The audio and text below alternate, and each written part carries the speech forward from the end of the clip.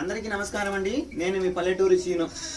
పల్లెటూరి వారి మాట పాట అన్నటువంటి శీర్షికన ఈరోజు కనుమ మాట. మరి సంక్రాంతి అనేటటువంటిది పెద్ద పండుగ అని మనం ఇంతకుముందు వీడియోలో మనం చెప్పుకున్నామండి. పెద్ద పండుగ అని ఎందుకు చెప్తున్నామంటే 3 రోజుల పండుగ, 3 రోజులు తీరిక లేని పండుగ. భోగి పండుగని, సంక్రాంతి పండుగని, తర్వాత కనుమ పండుగని 3 రోజులకు 3 విధాలుగా ప్రత్యేకతలు ఉన్నాయండి. మరి మనము మునుపటి వీడియోల్లో భోగి గురించి చెప్పుకున్నాం, సంక్రాంతి అంటే ఏమిటో చెప్పుకున్నాం. మరి ఈరోజు కనుమ అంటే ఏమిటో మనం చెప్పుకోవాలండి. మరి మామూలుగా మన సంవత్సరం రోజుల ప్రయాణంలో, ఈ సంవత్సరం రోజుల ప్రయాణంలో మన పంటలు పండడానికి, మన ధాన్యరాశులు మన ఇంటికి రావడానికి ప్రధాన కారణమైనటువంటి జంతు జాతి గురించి మనం ఈరోజు తెలుసుకోవాల్సినటువంటి అవసరం ఎంతగానో ఉంది. ఆ జంతు జాతుల్లో పశువులు కూడా ఒకటి. ఈ పశు సంపద అనేటటువంటిది లేకపోతే మన ధాన్యరాశులు మన ఇంటికి వచ్చేవి కాదు. మన కడుపు నిండడానికి, మన కడుపు ఫలాలు నిండడానికి కారణమైనటువంటి ఈ పశువులను పూజించవలసినటువంటి ఆవశ్యకతను తెలియజేసేటటువంటి పండగనే కనుమ పండగ.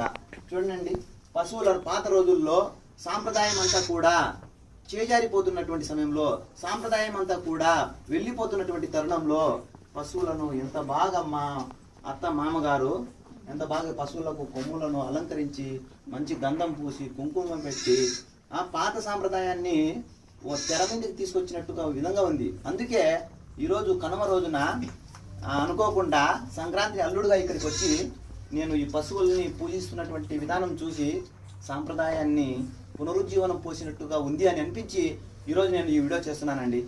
కాబట్టి ఈ కనుమ రోజున పశువులు మనకు తోడుగా, నీడగా, గొడుగుగా ఉంటూ మన ధాన్య రాశులన్నీ కూడా మన ఇంటికి రావడానికి తమ శ్రమనంతా కూడా వెచ్చించి మన పొలాలు నింపడంలో ప్రధాన భూమిక పోషించినటువంటి ఎద్దులు కావచ్చు, ఈ ఆవులు కావచ్చు, ఇవన్నీ కూడా వాటిపైన మనం కృతజ్ఞతను చూపించేటటువంటి ఒకానొక పండగనే కనుమ పండగ. అందుకే దీన్ని పశువుల పండగ అని అంటారు. దేనికైనా కూడా కృతజ్ఞత అనేటటువంటిది చాలా ముఖ్యమైనది. మనము ఈ పశువుల పట్ల మనం కృతజ్ఞత భావాన్ని చూపేటటువంటి ఒకానొక ఘట్టమే కనుమ. అలాగే ఈ మేకలు కావచ్చు, ఈ మేక చూడండి, మాంసంకు చాలా ఉపయోగపడుతున్నటువంటి ఒకానొక జాతి ఇది.